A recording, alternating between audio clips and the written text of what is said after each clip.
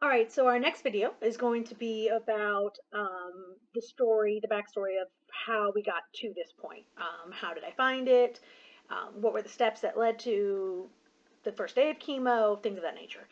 Okay, so we found the cancer. Oh, guess what type of cancer? I have stage 2 invasive ductal carcinoma, and it is on my right breast. It is about 2.5 centimeters when they first measured it. They measured it again and it was 2.9, but they also said that it could be because it grew, but it also could just be because it was getting biopsied and moved and checked so much that it might have just swelled, swelled. You know what I mean? So basically, and what that means is that it is highly aggressive, but highly reactive to the chemo. So basically, not a lot to worry about. Uh, the plan is it'll be, from get to done, roughly 6 months, depending on how I react to everything. Um, each The initial process is ACT. I apologize, I can't remember the science, but just Google it. Google cancer ACT. I'm sorry, chemotherapy ACT, and it'll have the full scientific words. It's not that real for this video purposes, um, but the AC is the first part of the chemo. So it's once every 3 weeks. Um, I'll get the chemo. They call it the Red Devil, and that's the most intense part of it. That's the part that I'll, in theory, have the worst reactions to. I've already done one, and then I have obviously 3 more to go. Then after that, it'll be 12 weeks of weekly visits for the T. Again, I can't remember what, like it's written down somewhere, but I can't remember. Um, so that is the plan.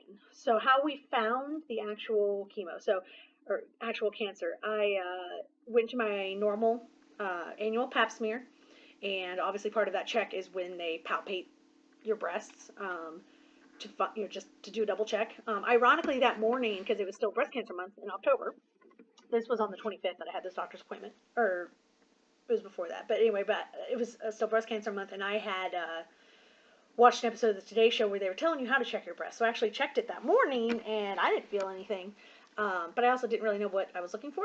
So I went to the doctor. She felt something. She said it was probably nothing, probably a clustering of fibers. Again, big word. I'm not a doctor. Don't play one on TV. Although I'd like to say I have my doctor from Grey's Anatomy. That's not a real thing. So, is a clustering of. Sorry, I turned my TV off. Clustering of fibers. So, didn't think it was a big deal. Melissa had something similar when she was younger. Whatever. I of course, so then they sent me to do a biopsy. So when they sent me to do the biopsy, they wanted me to go like ASAP. Or no, I had the MRI first. Or what the hell am I saying? Mammogram, which sucks, by the way. Like, I mean, I know like people tell you that mammograms suck, but they really, really do. Then they did a ultrasound. So from there, they were very concerned. I was like in a dark room with the doctor that like looks at all the the pictures, and he was like, I have some concerns, and I'm like, I feel like this is getting real intense for something that should be nothing. So the next day, which is like the 26th of November, or of October, and they wanted me to get a biopsy. So then I went to go get a biopsy. I'm, of course, hysterical. Luckily, my mom came to town. Thanks, Mom. And went with me so that I didn't, have to do that by myself, because I went to the first part by myself, and it was hysterical, and then I had to go to work. It was a whole thing.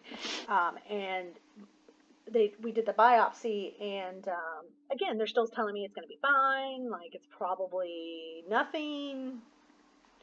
On October 31st, we found out that it was actually cancer. Didn't have any staging at that point, but that we needed to get this chicken plucked and get it moving. So I called. Luckily, in Pittsburgh here, there is a program for women under, I think it's like 35 or maybe 30. Or maybe 30, but basically they put all of your appointments into one day so that you can bust them all out. And it included like fertility, the MRI, the surgeon that would be like running the show. And I was so lucky that like everyone came to town. So My mother-in-law came to town. My mom came to town. My sister Michelle came in from Columbus. My husband was there. My sister Melissa. A lot of the doctors were like, "This is the biggest support group I've ever seen," and I'm like, "That's how we roll." Um, it was really great though, because I like didn't even have time to feel any kind of scared or anything, because there was just so many people and so many things going on. It was nice to have. So that day we saw the surgeon, like I said, and she really went through everything. Um, and I did my MRI. I did my MRI that morning and blood work that morning. And this was on November. By this point, it's November 10th. So we went from finding out on the 31st to November 10th. Let's see. I did blood work, MRI. Then we went to a geneticist, which so to try and figure out where the hell this came from. So a second to talk about that. Once we shook the tree a little bit to figure out, is there anybody that, because obviously we live here in Ohio, our extended family is in St. Louis and Oklahoma. Hey guys, and so we were like, what the heck? So the only history that we have is my dad's my dad's dad. So my grandpa on my dad's side, his sisters actually died of breast cancer. So we were like, oh, maybe that's where it's coming from. So we're still waiting on that to come back to find out if there's any kind of whatever. Um, so when we talked to her, and she went through her little notebook and um, told us what that would to say for us. So, and if I would have BRCA1 or BRCA2 or something else that we don't really know what it is. So, but we had that appointment. Then after that, we went to the fertility doctor to try and decide if they wanted to freeze my eggs or anything like that. We opted out of that. Just because, whatever will be, will be. There's a lot of kids that need homes. There's also a lot of dogs that need homes. So maybe I'll just be a dog lady. You don't know. But we had all those appointments in one day. Boom. Um, After that, let me make sure. Okay, so yeah, so after that, that following Wednesday on the 15th, we had Brian, Melissa, and I went to actually see the oncologist, and she's great, and she kind of gave us the plan, which was on the 29th, we would start the first round of chemo, as I already described, and we would go on from there. So before that, I had to get an echo. I had to do some more blood work. Lots of pokes. Lot of pokes. Not a fan.